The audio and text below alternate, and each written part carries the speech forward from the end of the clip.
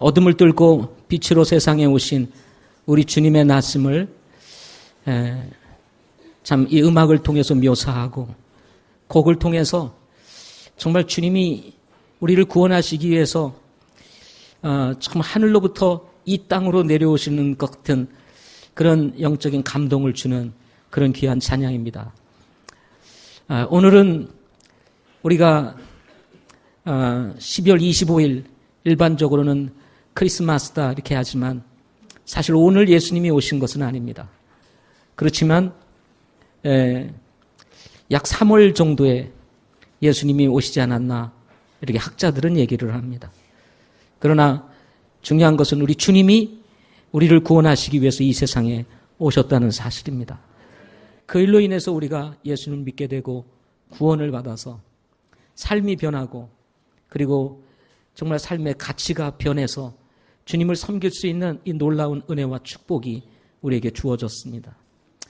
오늘은 그날을 기억하며 우리에게 찾아오신 주님, 그분을 생각하는 그런 날이기도 합니다. 그러나 25일보다 더 중요한 것은 우리 각자 우리의 삶에 찾아오신 주님인 것입니다. 혹시 여러분 가운데 오늘 이렇게 예배에 오셨지만 여러분의 인생 가운데 주님이 오시지 않았다면 진정한 성탄은 바로 나의 삶에 찾아오신 예수님께 있다는 사실을 기억하고 오늘 예수님을 만날 수 있는 귀한 은혜가 있기를 바랍니다. 오늘 하나님의 말씀은 베드로전서 4장 7절부터 11절 말씀입니다. 베드로전서 4장 7절부터 11절 말씀입니다. 베드로전서 4장 7절부터 11절 제가 먼저 읽겠습니다. 오직 모든 것의 끝이 가까웠으니 그러므로 너희는 정신을 차리고 깨어 기도하라.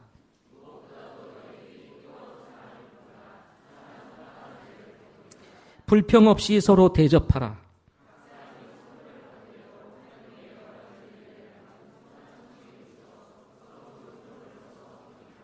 누구든지 말하려거든 하나님의 말씀들을 말하는 것 같이 하고 누구든지 섬기려거든 하나님께서 주시는 능력으로 하는 것 같이 그 일을 하라. 이것은 모든 일에서 예수 그리스도를 통해 하나님께서 영광을 받게 하려 함이니 그분께 찬양과 통치가 영원 무궁토록 있기를 원하노라. 아멘. 기도하시겠습니다. 아버지 하나님, 오늘은 일반적으로 저희들이 성탄절 또는 주님이 오신 날로 생각하며 기념하는 날이기도 합니다. 그러나 오늘은 또 2016년도 마지막 주일이기도 합니다. 올 한 해를 보내고 남아있는 한 주를 바라보면서 우리들이 어떤 삶을 살아야 할지 또 남은 기간 어떤 마음과 생각을 가져야 할지 함께 말씀을 듣고자 합니다. 성령 하나님께서 이 시간 우리 각자 각인의 심령 가운데 역사하여 주시고 오늘 들려지는 하나님의 말씀에 우리가 영적으로 반응하는 귀한 시간이 되게 도와주시옵소서. 기도하옵기는 오늘 이 가운데 계신 분들 가운데 주님을 알지 못하는 분 계시면 성령 하나님 도와주셔서 예수님 믿게 하시고 구원받는 은혜 있도록 축복해 주시옵소서. 예수님 이름으로 기도하옵나이다. 아멘. 오늘은 성탄절이라고도 하지만 2016년도 마지막 주일이기도 합니다. 보통 1년에 주일은 52주, 내년도에는 53주가 된다는 얘기가 있습니다.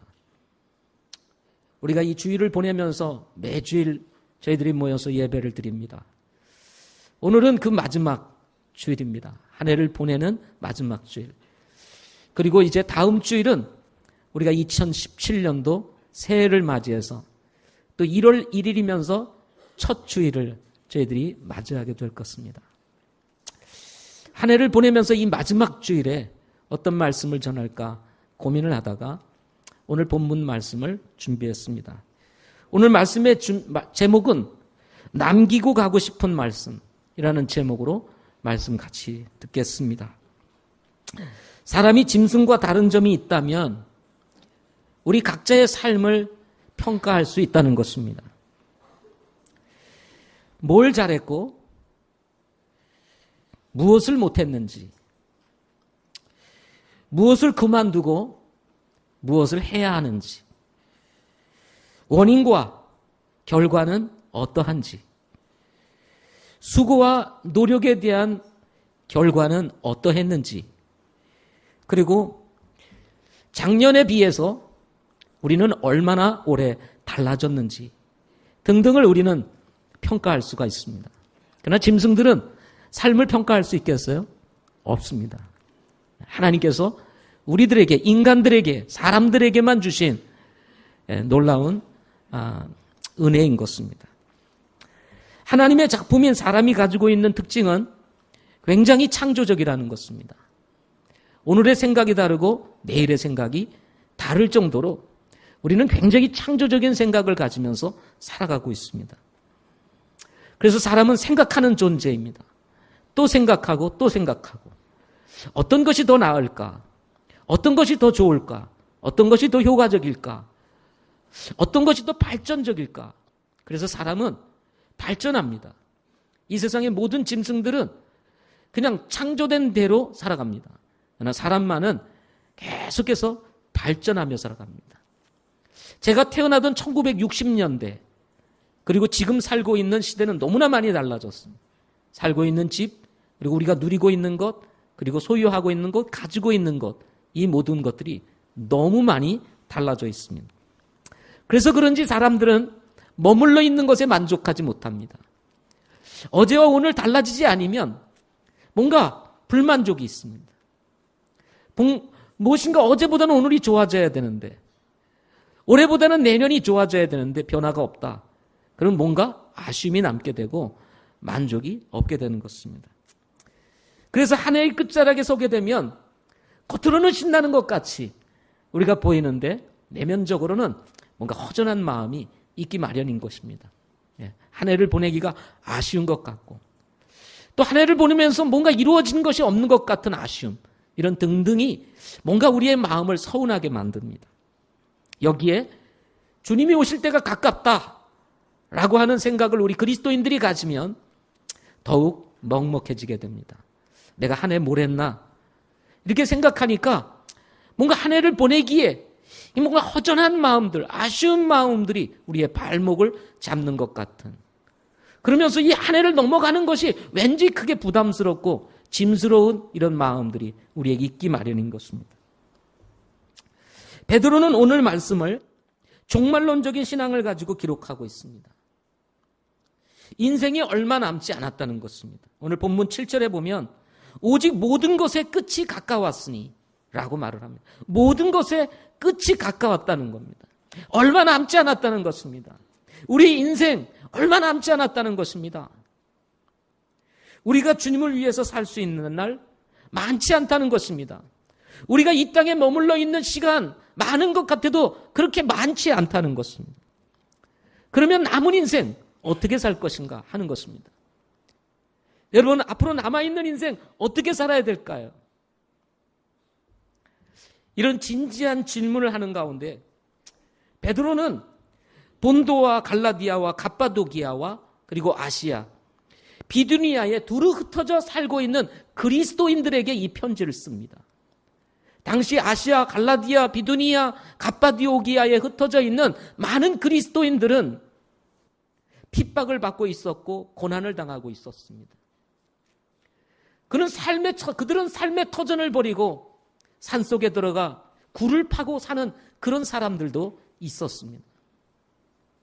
그런 가운데 베드로가 고난과 핍박 속에 머물러 있는 그리스도인들, 주님을 사모하고 사랑하는 그리스도인들, 자신의 안전과 그리고 정말 편안한 삶보다도 신앙을 더 중요하게 여기며 살았던 정말 진실한 그리스도인들을 향해서 진지하게 오늘 말씀을 우리에게 전해주고 있는 것입니다. 따라서 그냥 길 가다가 전해지는 말씀이 아닙니다. 베드로는 정말 주님이 가까운 때에, 오실 때가 가까운 때, 모든 것이 끝이 가까운 때에 진지한 질문을 던지면서 주었던 말씀이 오늘 말씀인 것입니다. 그것이 무엇입니까? 깨어 기도하라 하는 것이었습니다. 오늘 본문에 보면 깨어 기도하라. 어떻게 기도하라고 말합니까? 정신을 차리고 깨어 기도하라. 그냥 깨어 기도하는 것이 아니라 정신을 차리고 깨어 기도하라. 이렇게 말합니다. 끝이 가까운 때에, 모든 것의 끝이 가까운 때에 베드로는 깨어 기도하라. 이렇게 말합니다. 우리는 이 땅에 살아가면서 너무 많은 시험과 유혹을 받습니다. 이런 시험과 유혹으로부터 우리 자신을 지키고 그리고 위로부터 내리는 하나님의 능력을 소유하고 믿음의 길을 가기 위해서는 우리가 가지고 있는 것만으로는 안 됩니다. 우리가 가지고 있는 실력만으로는 안 돼요. 하나님의 도우심이 필요합니다. 그래서 베드로는 종말을 맞은 흩어진 아시아에 있는 그리스도인들, 신앙 때문에 핍박과 고난을 당하며 믿음의 길을 가고 있는 그리스도인들에게 깨어 기도하라 하고 말씀하고 있는 것입니다. 그것도 그냥 깨어 기도하라고 말하지 아니하고 정신을 차리고 깨어 기도하라. 신앙생활에 있어서 가장 어려운 것이 기도인 것 같습니다. 기도하는 것이 굉장히 쉬운 것 같은데 어려운 것이 기도입니다. 쉽게 할 수 있는 것 같은데 쉽게 접근이 되지 않는 것, 기도입니다. 기도한다고 무릎을 꿇는 순간 갑자기 졸음이 밀려오고 세상의 잡다한 생각들이 우리의 마음을 지배하면서 기도의 제목, 우리가 붙들어야 될 기도의 제목들을 잃어버린 채 비몽사몽간에 머물러 있을 때가 많습니다. 기도하려고 무릎을 꿇어 있는 그 상태에서도 그뿐만이 아닙니다. 우리는 기도하려고 무릎을 꿇고 졸 때도 있습니다.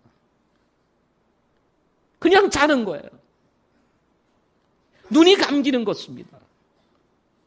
기도하는 것 쉽지 않습니다. 그러나 모든 것의 끝이 가까운 때에 베드로가 진지하게 우리에게 주는 권면의 말씀, 정신을 차리고 깨어 기도하라. 지금은 깨어 기도할 때라는 것입니다. 두 번째로는 사랑을 품으라고 말합니다. 사랑은 아무리 강조해도 지나치지 않은 것입니다. 사랑은 사람을 변화시킵니다. 사랑은 사람의 마음을 얻습니다. 닫혀진 마음을 열게 하는 것, 그것은 사랑입니다. 그런데 사랑을 품으라고 말하며 그 앞에 이렇게 이야기를 합니다. 뜨거운 사랑을 품으라 하고 말합니다. 사랑은 사랑인데 어떤 사랑이요? 뜨거운 사랑을 품으라 라고 얘기를 합니다. 식어진 사랑이 아닙니다. 형식적인 사랑이 아닙니다. 해야 되기 때문에 하는 사랑이 아니라 뜨거운 사랑을 품으라 이 얘기를 합니다. 이 뜨거운 사랑이 어떠함을 그 다음 구절에서 설명해 주고 있습니다. 사랑은 모든 죄를 덮느니라. 모든 허물을 덮는다. 뜨거운 사랑이 어떤 사랑입니까? 다른 사람의 허물이 보이면 불평의 대상이 되고 지적의 대상이 되고 비판의 대상이 되는 것이 아니라 그 허물을 덮어주고 감싸 안는 사랑, 끌어안는 사랑, 이것이 뜨거운 사랑이라고 말합니다. 우리는 식어진 사랑을 하고 있는지도 모르겠습니다. 사는 것이 각박하고 우리 혼자 사는 것, 내가 지금 서 있는 것조차 힘든 세상 속에서 우리는 차가운 사랑, 이런 사랑에 머물러 있는지도 모르겠습니다. 사람이 어렵고 힘들면요, 마음도 차가워집니다. 그러다 보면 사랑이 멀어질 수가 있어요. 이 베드로는 고난당하고 있는, 핍박당하고 있는 성도들에게 필요한 것, 그것이 뭐냐? 그것은 뜨거운 사랑이라고 말하고 있습니다. 세 번째로는 서로 대접하라고 말합니다. 뭐 하라고요? 서로 대접하라. 요즘은 대접이 점점 이렇게 멀어지는 시대가 아닌가 생각이 듭니다. 과거에는 손님들이 오면 집으로 초대를 해서 정성스레 음식을 만들어 대접하던 시대가 있었는데 오히려 지금은 넉넉하고 살기가 좋고 풍성한데도 불구하고 집으로 초대하기보다는 이제 밖에서 먹는 그런 시대인 것 같습니다. 힘들고 어려운 것, 이런 것들을 별로 사람들이 좋아하지 않습니다. 그러니까 쉽게 편하게 생각을 하는 시대가 되어버린 것 같습니다. 따라서 집에 누군가가 찾아온다는 것 부담스러운 것입니다.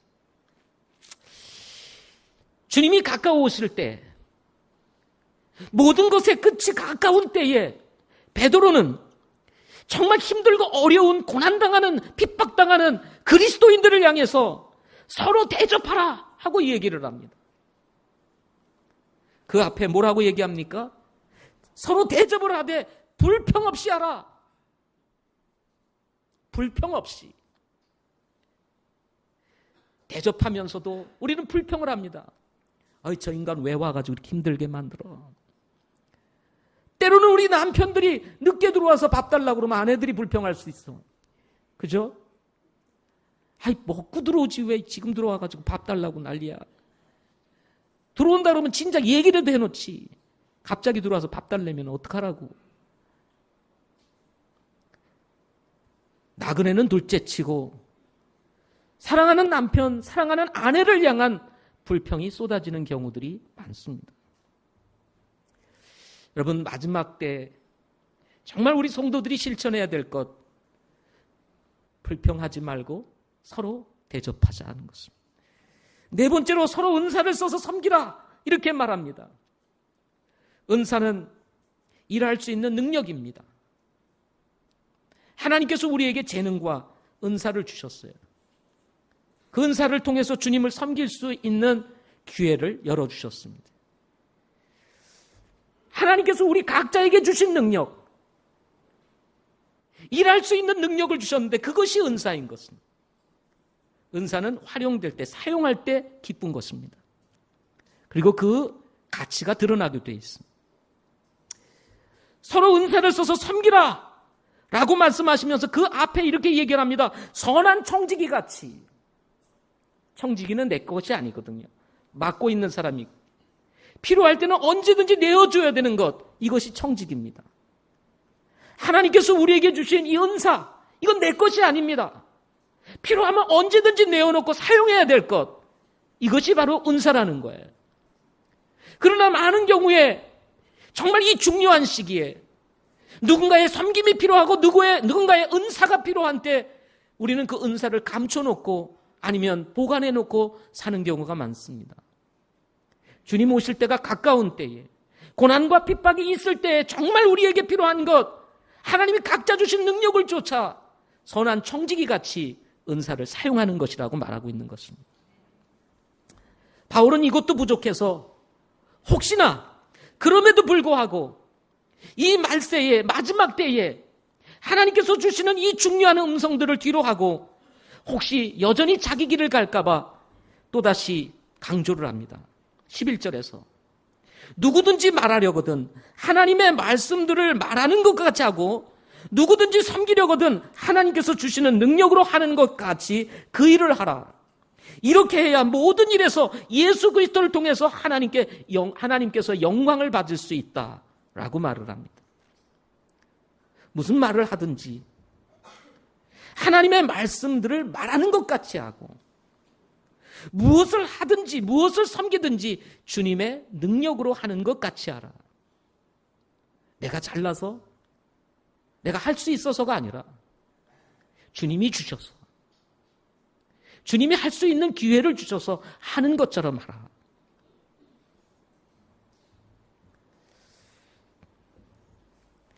우리는 2016년도 끝자락에 서 있습니다. 저는 베드로는 아니지만 한 교회를 섬기고 있는 담임 목회자로서 올해의 마지막 주일을 드리면서 연약하고 부족한 종이지만 한 해를 섬기면서 우리 성도들에게 남기고 싶은 말씀이 뭘까 고민을 해보았습니다. 그러면서 나도 한번 베드로처럼 베드로의 심정을 가지고 이 마지막 때 주님이 언제 오실지 모르는 이때에 더군다나 주님이 오심을 기념하는 이 복스러운 날에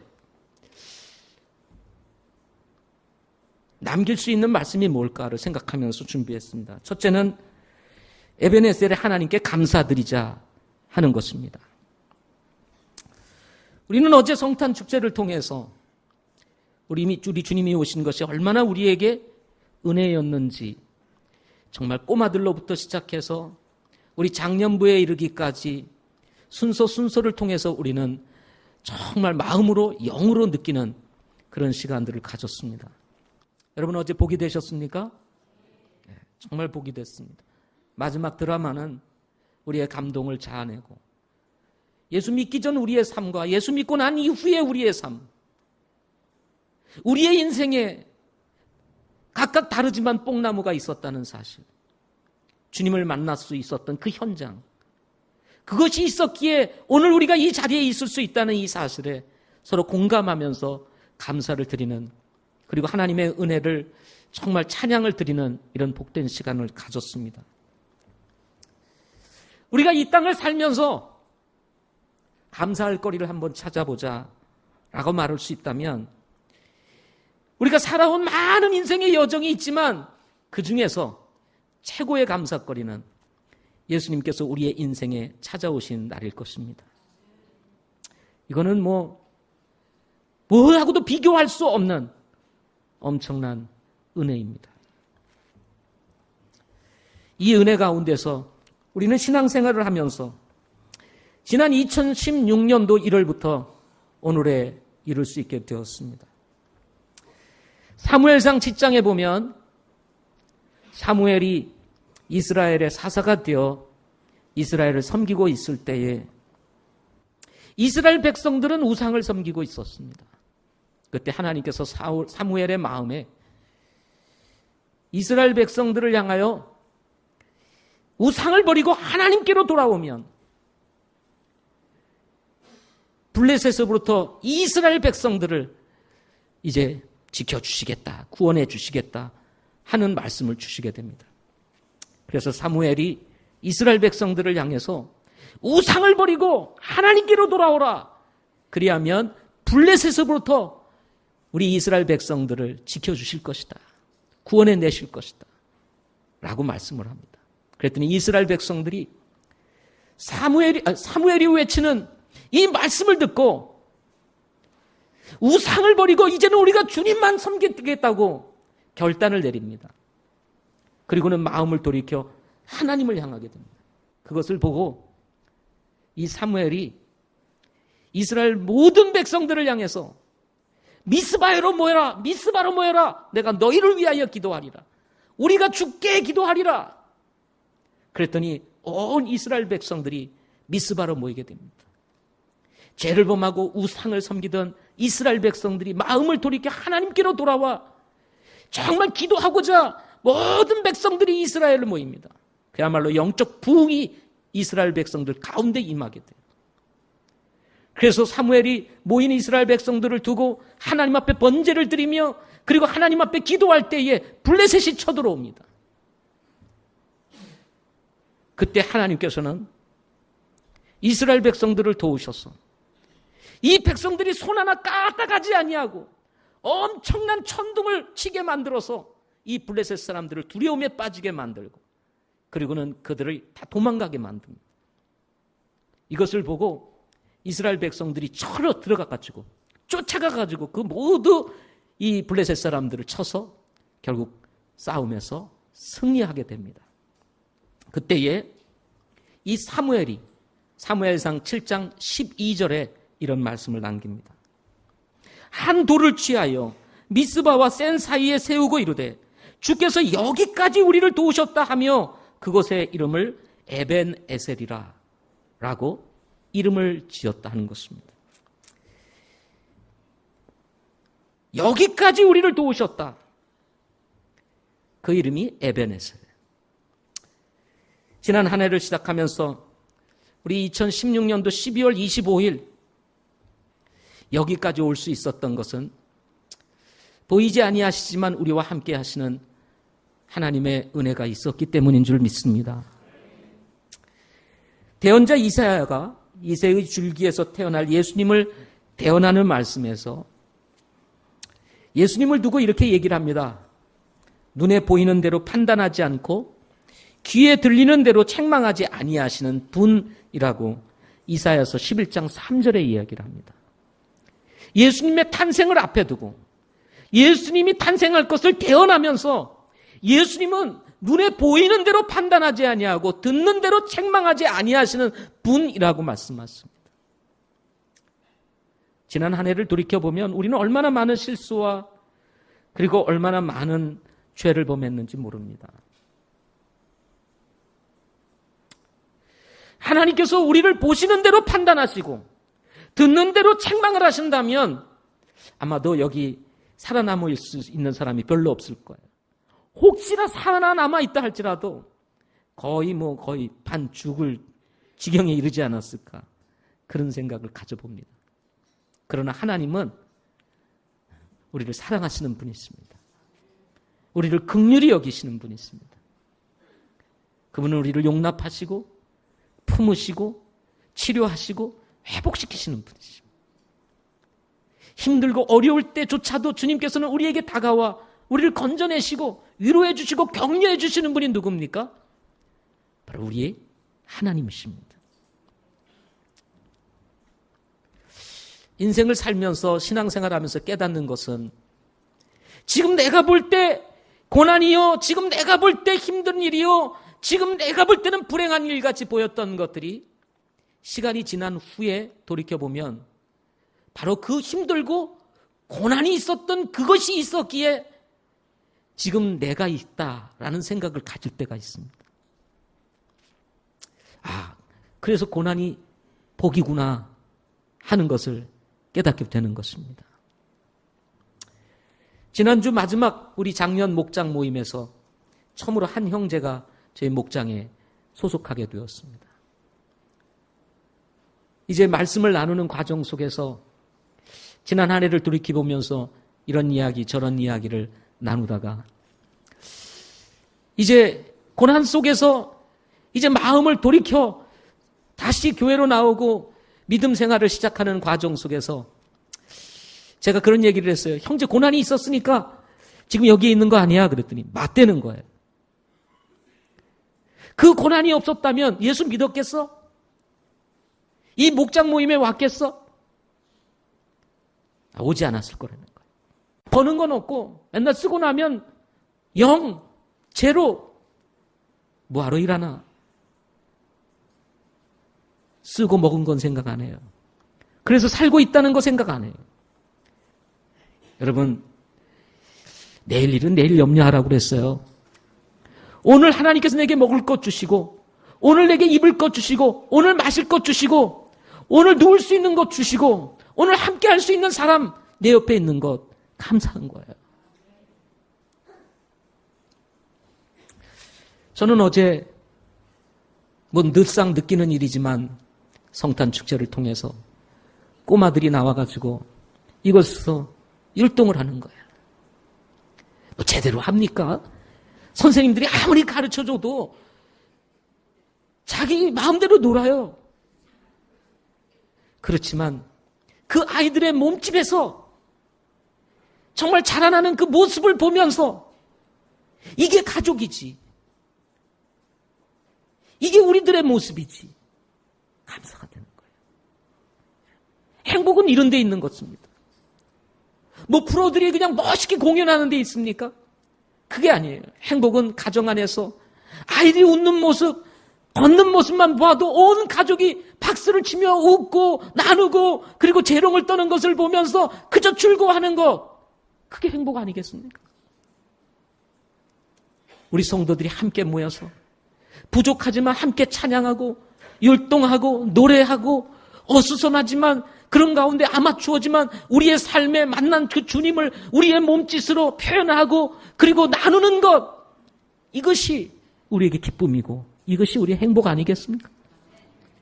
이 삶이 꼬여있는 사람은요, 이런 데 와가지고 뭘 잘하나 하고 늘 보는 사람이 있어요. 그래서 뭘 꼭 문제 있는 것만 드러내가지고 얘기하는, 그러면 사람이 행복하지를 않습니다. 여러분, 감사할 거 생각해 보세요.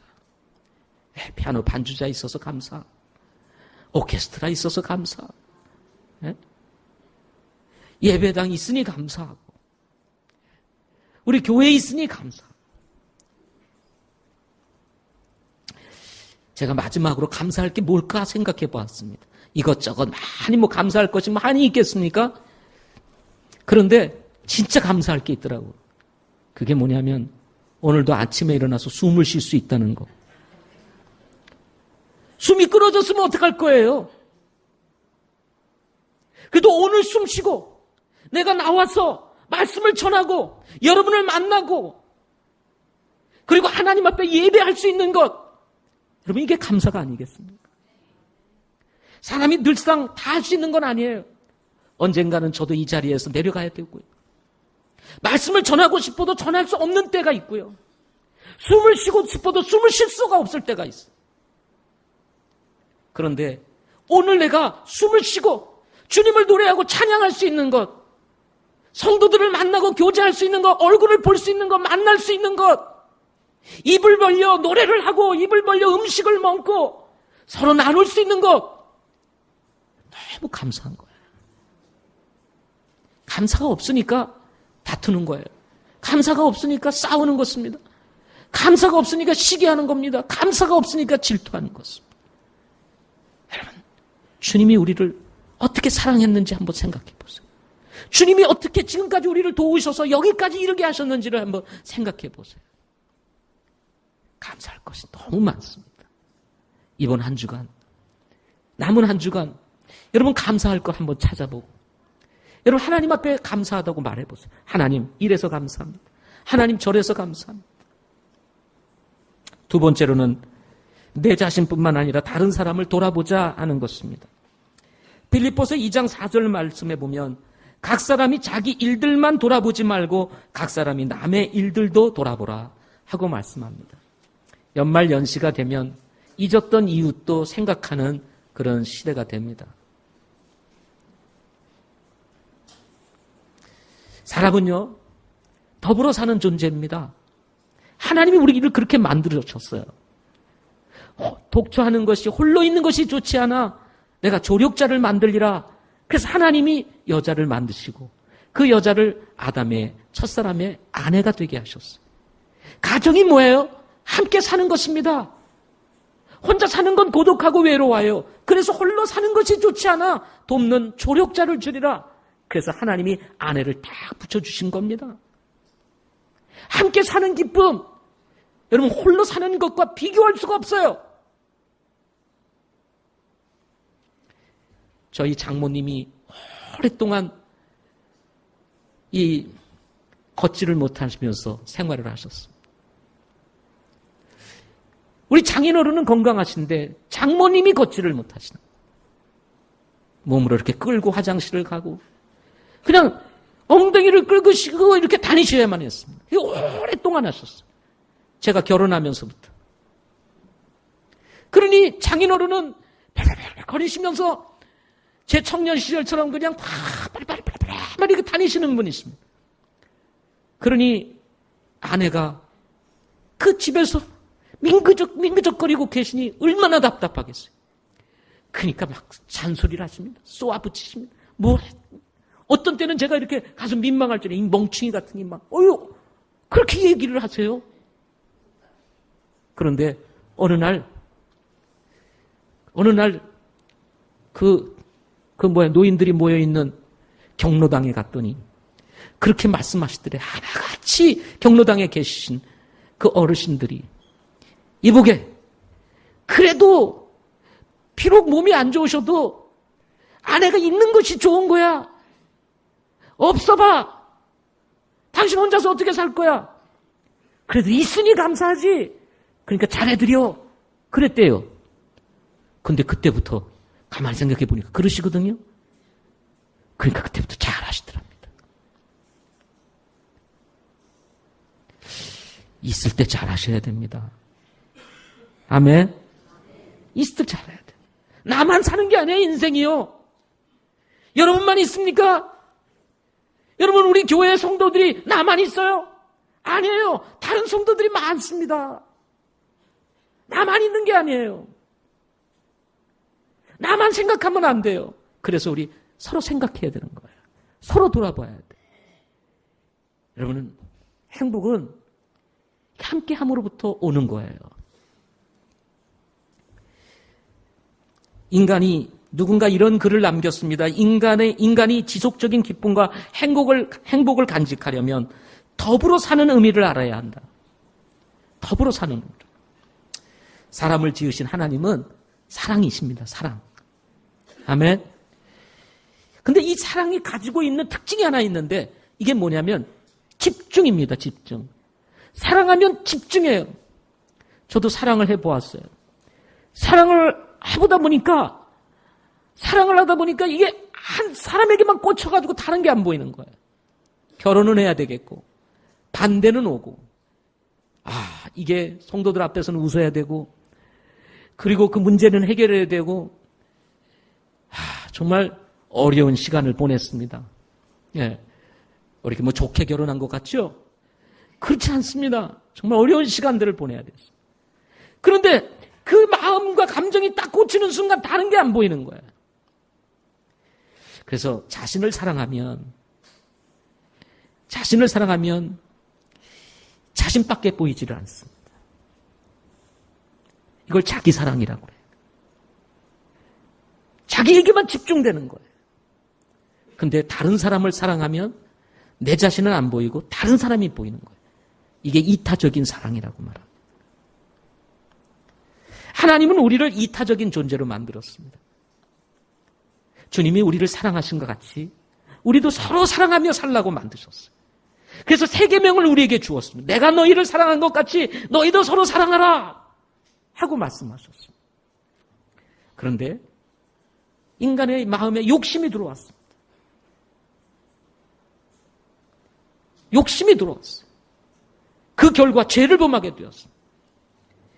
죄를 범하는 순간부터 인간은 다른 사람을 사랑하기보다 자기를 사랑하는 존재가 되어버리고 말았어요.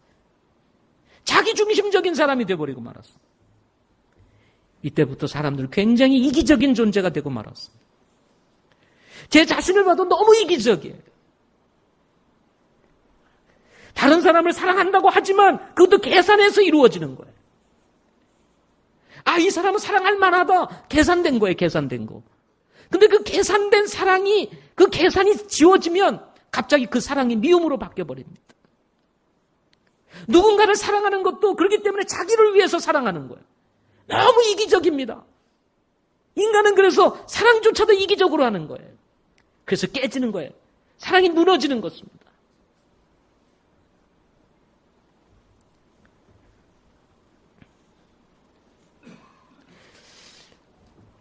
이런 사랑이 식어지면요, 삶이 추워집니다. 여러분 그러시죠? 남편이 이기적이다, 아내가 이기적이다, 그러면 집안이 훈훈해도 보일러를 팡팡 떼도 삶은 춥습니다. 마음은 추워요. 그러죠? 그렇죠? 혼자 사는 것 같아. 같이 있는데 춥습니다. 로마의 황제였던 디오도시우스는 말하기를 헛된 이기심은 성공과 연결되지 못한다. 이기심은 당신 자신을 파괴할 뿐이다. 성경에 나오는 얘기입니다. 이것을 성경에서는 교만이라고 말해요. 자기밖에 모르는 거, 자기만 사랑하는 거, 자기만 생각하는 거, 자기 주장만 하는 거, 자기 말만 하는 거, 자기 생각이 옳다고만 생각하는 거, 자기만 잘난 줄 아는 거, 이것을 교만이라고 말합니다. 잠언 16장 18절에는 멸망이 없어 교만이 나가며 넘어짐에 앞서 거만한 영이 있느니라. 멸망이 왜 와요? 교만 때문에. 넘어지기 왜 넘어져요? 거만 때문에. 결국은 이기심은 우리 스스로를 넘어지게 만들고 파괴하는 원인이 된다는 것입니다. 로마의 희극 작가였던 퍼블리우스 시러스라고 하는 사람은 이기심에 대해서 이런 말을 남겼습니다. 오직 자신만을 위해 사는 이기적인 사람은 남에게는 죽은 것과 다름없는 존재다. 이기심을 가지고 사는 사람은 자기는 스스로 살아있다고 생각하지만 다른 사람에게는 죽은 것과 같다.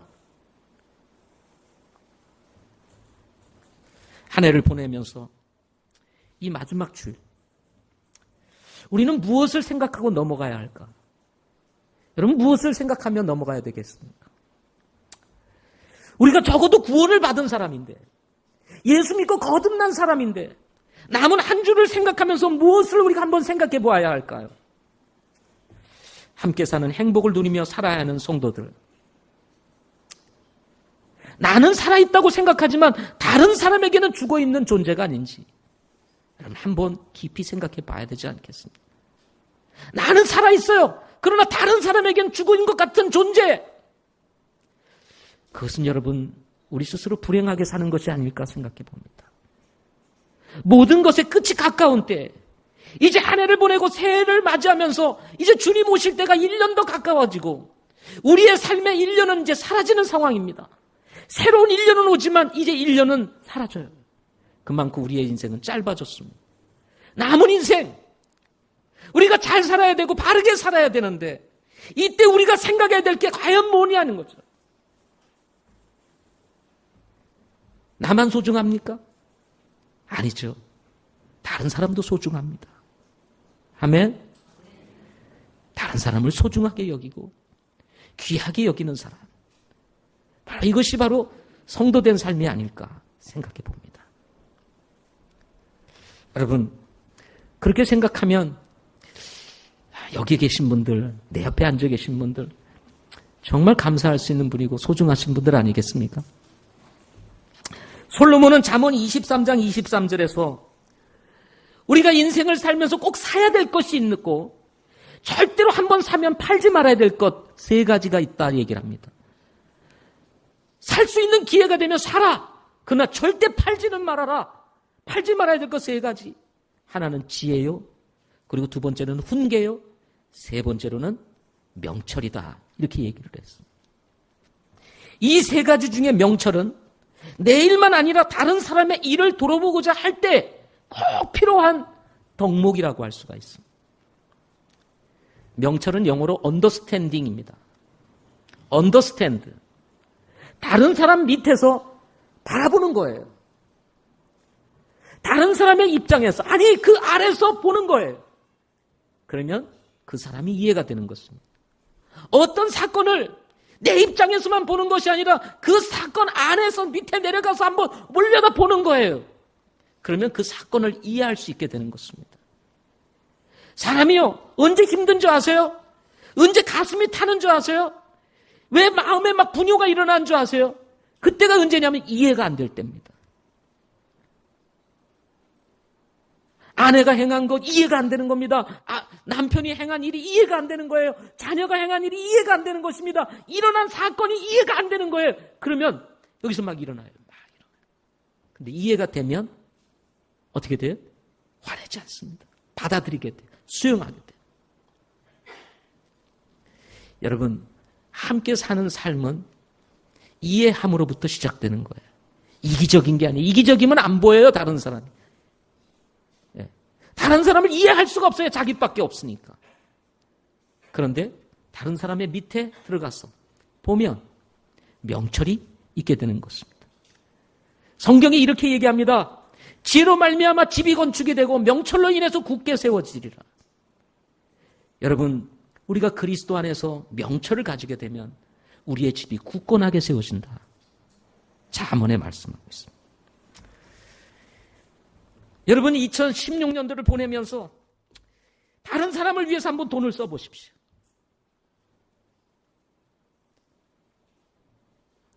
다른 사람을 위해서 한번 시간을 써보십시오.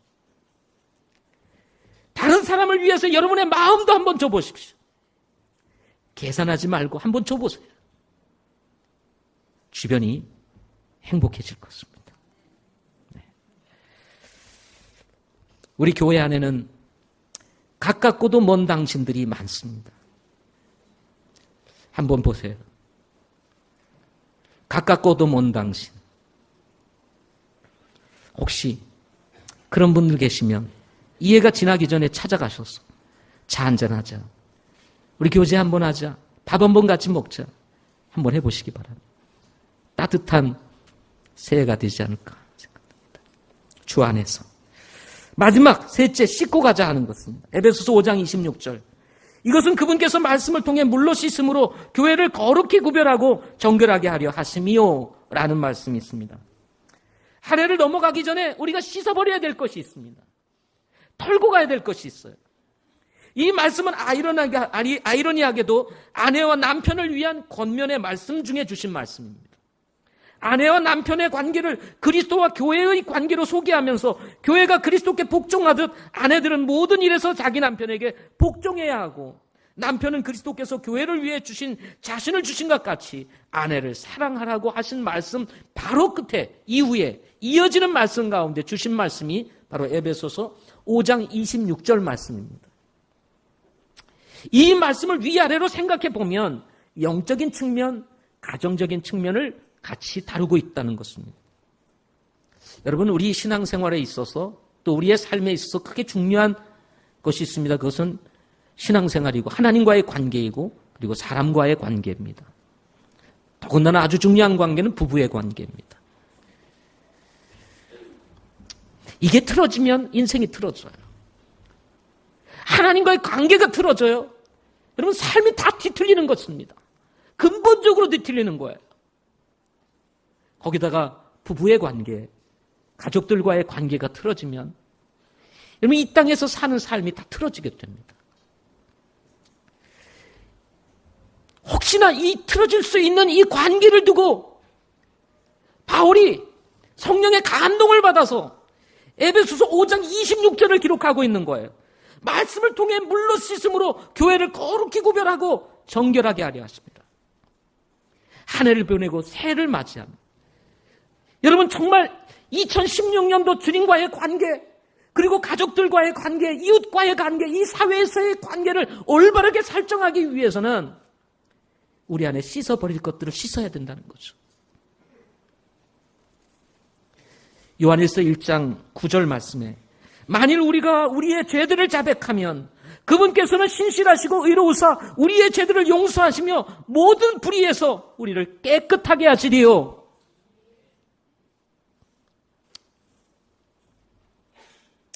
우리는 죄를 범하고 삽니다.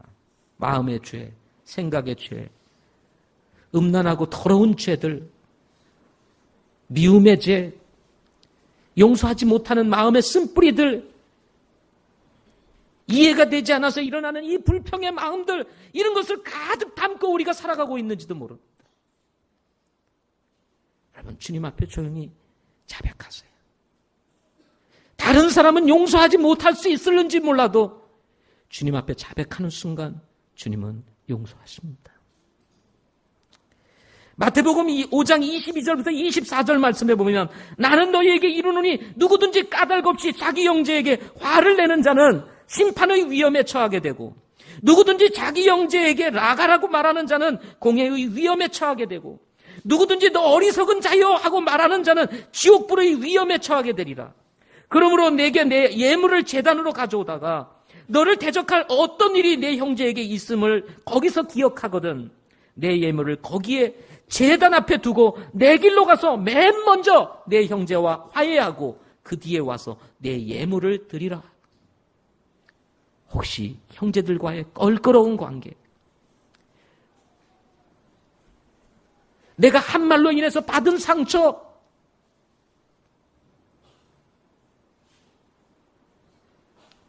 생각하지 않고 던진 말로 인해서 혹시나 누군가 그 마음에 거침돌이 되어서 힘들어하는 누군가 있다는 생각이 들면 여러분 가서 화해하시기 바랍니다. 내 감정 이기지 못하고 그냥 폭발함으로 인해서 정말 사랑하고 소중한 사람들 마음에 비수를 꽂은 이런 일들이 있었다면 가서 화해하시기 바랍니다. 여러분 진짜 그분들이 소중한 분들이에요. 여러분 곁에 있어야 될 분들이에요. 화해는 행복을 가져다 줍니다. 회복을 가져다 줘요.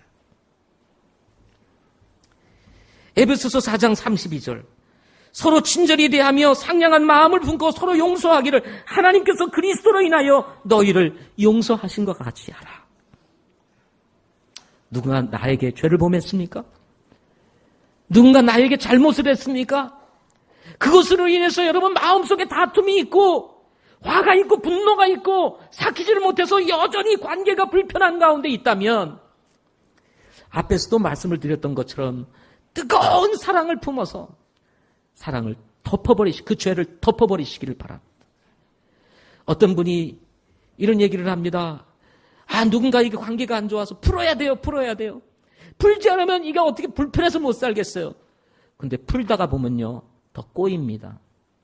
풀러갔다가 더 싸우고 돌아오는 경우 많아요. 부부들도 서로 불편해가지고 화해하려고 뭐 멋진 자리 만들어가지고 얘기하다 보면 오히려 더 싸워요. 그래가지고 더 문제가 되는 경우가 많습니다. 여러분, 풀려고 하지 마세요. 문제는 푸는 데 있는 게 아닙니다. 덮는 데 있는 것입니다. 사랑은 어떻게 하라고요? 모든 허물을 덮느니라. 풀려다 보면 얘기를 해야 돼요. 그래서 그랬어. 내 마음이 이랬어. 그럼 나도 이랬어. 그럼 갑자기 열이 나기 시작하는 거예요. 그랬어. 막 이렇게 열이 나는 거예요. 그게 아니라 뭐 변명하고 또 막 이러다 보면 그러니까 그랬지 막 이렇게 또 나옵니다. 그래서 옛날 얘기가 또 막 나와요. 그때도 그랬잖아. 전에도 그랬잖아. 그러면 풀러갔다가 더 싸우고 돌아오는 거예요. 여러분, 문제는 푸는 게 아닙니다. 덮는 겁니다. 덮는 거예요. 여기에 막 벽에 벽에 막 칠을 해놨어요. 그래서 저 칠한 거 더러운 거니까 저거를 없애려고 벗겨요. 그러면 어떻게 됩니까? 문제가 더 커져요. 벗기면 안 돼요. 어떻게 해야 돼요? 칠해야 돼요. 덮어야 되는 거예요. 문제를 해결하려고 가서 얘기해 보세요. 그럼 긁게 되는 겁니다. 긁게 되니까 상처가 더 나는 거예요. 그러니까 더 문제가 생기는 것입니다. 하늘의 법칙은 문제는 푸는 게 아니라 뭐 하는 거다? 덮는 거다. 혹시 여러분들 누가 마음에 여러분 아프게 하신 분 계세요? 누가 여러분 힘들게 하신 분 계십니까? 어떻게 하라고요? 덮으세요. 주님이 나를 덮어준 것처럼 여러분 덮으시기를 바랍니다. 그래야 여러분 2017년도 가볍게 가는 거예요. 이 무거운 짐, 해결하지 못한 짐 그대로 안고 2017년도 맞이하면 얼마나 힘들겠어요. 다음 주에 우리가 신년 감사 예배 드리고 언신 예배 드려야 되는데 헌신할 기분이 나겠어요? 이 무거운 짐 다 가지고 왔는데 아이고 죽겠다 그러고 왔는데 여러분 다 내려놔야, 다 용서해야, 다 화목해야, 다 내려놔야 가벼운 마음으로 하나님 앞에 감사도 하고, 그리고 하나님 앞에 내년도에는 내가 이렇게 살겠습니다. 하나님 나를 도와주세요. 헌신도 하고, 주님이 이 땅에 오신 것에 대한 이 아름다운 날, 그것을 기념하는 이 날에 여러분 이 무거운 짐들을 여전히 가지고 해결하지 못한 채 쓴뿌리를 잔뜩 가지고 있다면 주님이 오신 기쁨이 무슨 의미가 있겠습니까? 2016년도 남은 한 주, 여러분 이 한 주 그냥 얼렁덜렁 이렇게 해가지고 그냥 보내지 마시고 여러분 생에 가장 의미 있는 한 주가 되실 수 있기를 바랍니다. 기도하겠습니다.